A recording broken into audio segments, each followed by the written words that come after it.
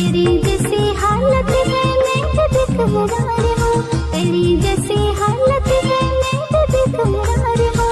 क्या करूँ ओ सनम मैं तो मजबूर हूँ, क्या करूँ ओ सनम मैं तो मजबूर हूँ।